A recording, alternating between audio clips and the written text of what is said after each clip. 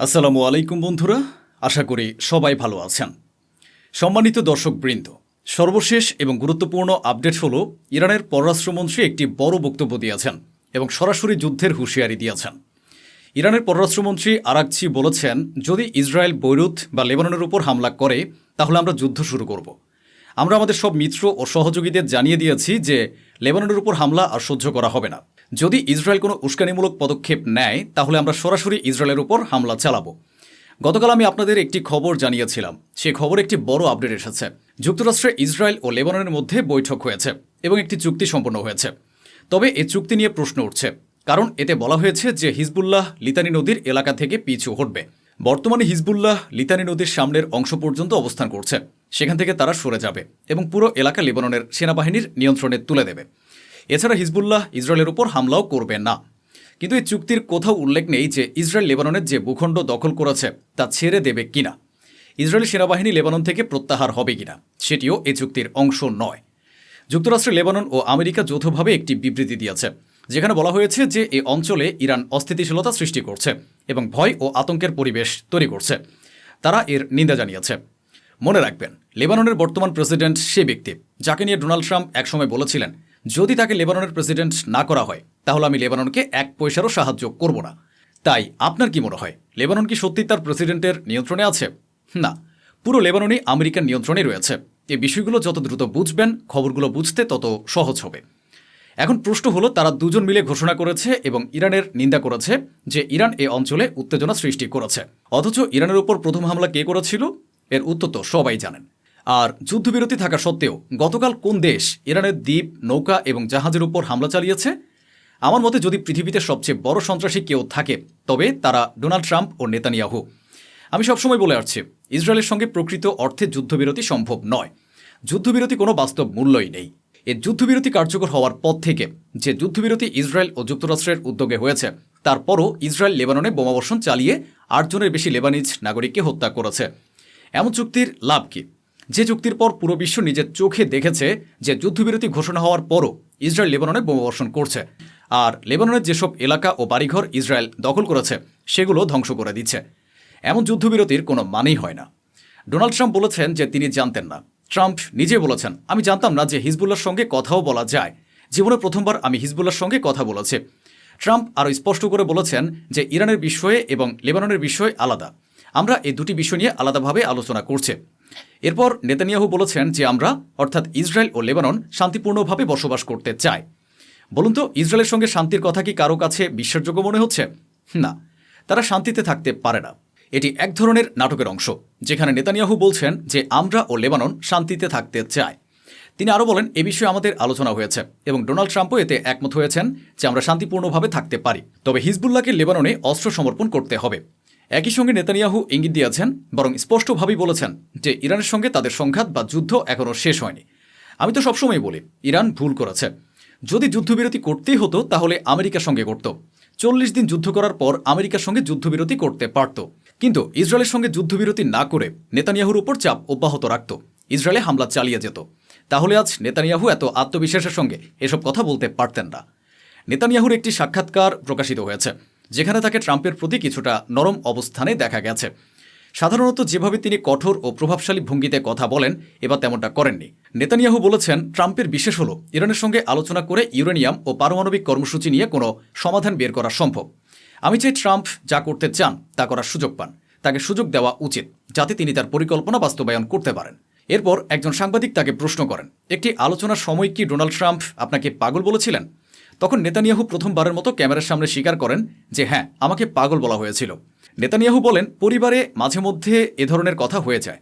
অথচ শুধু পাগল নয়, পুরোপুরি খাঁটি ইংরেজি ভাষায় ডোনাল্ড ট্রাম্প নেতানিয়াহুকে মা বোন তুলে কঠোর ভাষায় গালিগালাজও করেছিলেন। পাশাপাশি নেতানিয়াহু আরও বলেন, আমরা পুরো ইউরোপের পক্ষ থেকে ইরানের বিরুদ্ধে এক ধরনের প্রক্সি যুদ্ধ লড়ছে। আমরা এখনও শক্তিশালী আছি। আমাদের সেনাবাহিনী, অর্থাৎ ইসরায়েলের সেনাবাহিনী এবং যুক্তরাষ্ট্রের বাহিনী আজও হামলা চালানোর জন্য প্রস্তুত এবং যে কোনো পরিস্থিতি মোকাবেলার জন্য প্রস্তুত রয়েছে। এদিকে ডোনাল্ড ট্রাম্পও স্বীকার করেছেন যে তিনি নেতানিয়াহুর প্রতি কঠোর ভাষা ব্যবহার করেছিলেন। তিনি ব্যাখ্যা দিয়ে বলেন, আমি খুব বিরক্ত হয়ে গিয়েছিলাম, তাই আমার মুখ থেকে ওই কথাগুলো বেরিয়ে গিয়েছিল। অর্থাৎ দুজনেই নিজেরা স্বীকার করেছে যে তাদের মধ্যে তীব্র বাকবিতণ্ডা হয়েছিল। একজন দেশের প্রধানমন্ত্রী এবং আরেকজন দেশের প্রেসিডেন্ট হয়েও তারা উভয়ই একে অপরের মাবন তুলে গালাগাল করেছে। তবে আমি যখন এই তথ্যটি ফাঁস করেছিলাম তখন অনেকেই তা অস্বীকার করেছিল, কিন্তু এখন উভয় পক্ষই স্বীকার করে নিয়েছে যে হ্যাঁ, নেতানিয়াহুকে কঠোর ভাষায় গালাগাল করা হয়েছে। ডোনাল্ড ট্রাম্পও এটা স্বীকার করে নিয়েছেন। এদিকে ইরাক থেকে একটি মজার ভিডিও সামনে এসেছে। এক ট্রাক চালকের ট্রাকের হর্নের শব্দ নাকি ইরানের শাহিদ 136 ড্রোনের শব্দের সঙ্গে মিল ছিল। চালক মজা করে সেই হর্ন বাজাচ্ছিলেন, কারণ ইরাকের বেশিরভাগ মানুষই ইরানের সমর্থক ও শুভাকাঙ্ক্ষী।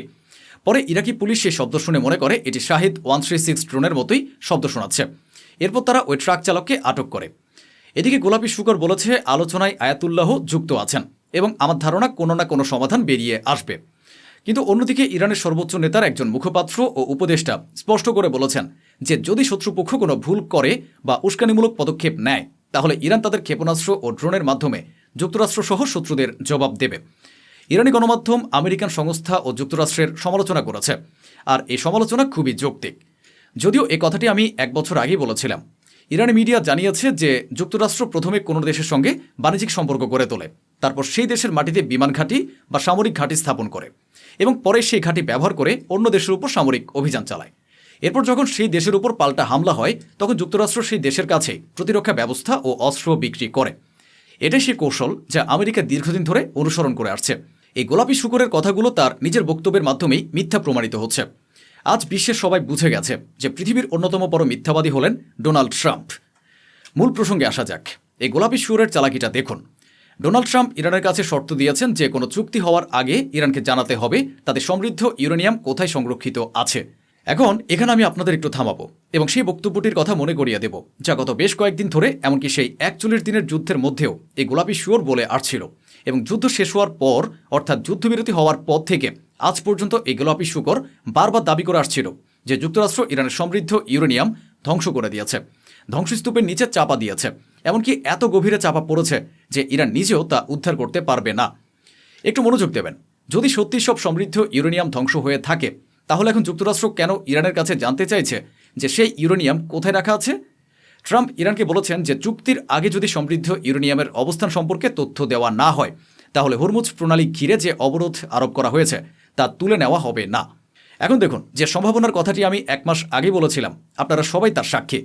কোনো সোর্স বা প্রুফ ছাড়াই বলেছিলাম। আজ পুরো 1 মাস পর আপনারা তার প্রমাণ পাচ্ছেন। ওয়েস্টার্ন ইন্টেলিজেন্সের দাবি হলো ইরান এখন গোপনে পরমাণু বোমা বানিয়ে ফেলতে পারে। তাদের মতে আগে এই ঝুঁকি তুলনামূলক কম ছিল, কিন্তু এখন তা বেড়েছে। অতীতে ইরানের সর্বোচ্চ নেতা আয়াতুল্লাহ সাইয়েদ আলী খামেনির একটি ধর্মীয় ফতোয়া ও কঠোর নির্দেশ ছিল যে ইরান পারমাণবিক অস্ত্র তৈরি করবে না।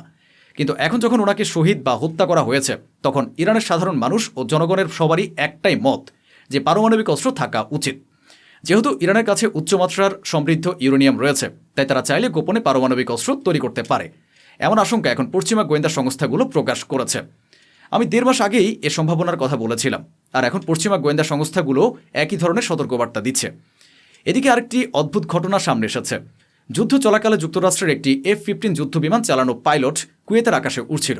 তখন কুয়েত ভুলবশত সেটিকে শত্রুপক্ষের বিমান মনে করে গুলি করে ভূপাতিত করে। পরে কয়েকদিন পর একই পাইলট আবার একটি F-15 নিয়ে উড্ডয়ন করে এবং ইরানের উপর বোমাবর্ষণ অভিযানে অংশ নেয়। এবার ইরানও সেই যুদ্ধবিমানটিকে ভূপাতিত করে। তবে 2 ঘটনাতেই মার্কিন পাইলট প্রাণে বেঁচে যান। এ নিয়ে নানা প্রশ্ন উঠেছে এবং কেউ কেউ সন্দেহ প্রকাশ করেছেন যে ওই পাইলট আদৌ কোনো পক্ষের হয়ে কাজ করছিলেন কিনা। আপনাদের আরও একটি বড় আপডেট দিতে চাই। যুক্তরাষ্ট্রের পার্লামেন্টে একটি বিল পাশ হয়েছে যাতে বলা হয়েছে যে ডোনাল্ড ট্রাম্প অর্থাৎ আমেরিকার প্রেসিডেন্ট ইরানের বিরুদ্ধে বিশেষভাবে মোতায়েন করা হয়েছে। বাহিনী প্রত্যাহার করা উচিত এবং তাদের পেছনে সরিয়ে নেওয়া উচিত। বাহ বাহ, ট্রাম্প তো আগে থেকেই হাঁটু গেড়ে বসে আছে, আর এখন আমেরিকার পার্লামেন্টও ইরানের সামনে হাঁটু গেড়ে দিল। এদিকে ইরানের পার্লামেন্ট মেম্বারদের বক্তব্য হলো এখন আমাদের দীর্ঘপাল্লার মিসাইল ও দীর্ঘপাল্লার অস্ত্র তৈরি করা উচিত যাতে আমরা আমাদের সুপ্রিম লিডার শহীদ আয়াতুল্লাহ সাইয়েদ আলী খামেনির খুনিদের নাগাল পেতে পারি। অন্যদিকে কাতারের Emir Tamim bin Hamad Al Thani Donald ট্রাম্পের সঙ্গে ফোনে ইরান সংক্রান্ত বিষয় নিয়ে আলোচনা করেছেন। তো বন্ধুরা, এই ছিল আজকের আয়োজন যা স্বচ্ছভাবে আপনাদের সামনে তুলে ধরা হলো। আশা করি আমাদের এই প্রচেষ্টা আপনাদের ভালো লেগেছে। অসংখ্য ধন্যবাদ। সুস্থ থাকুন, ভালো থাকুন।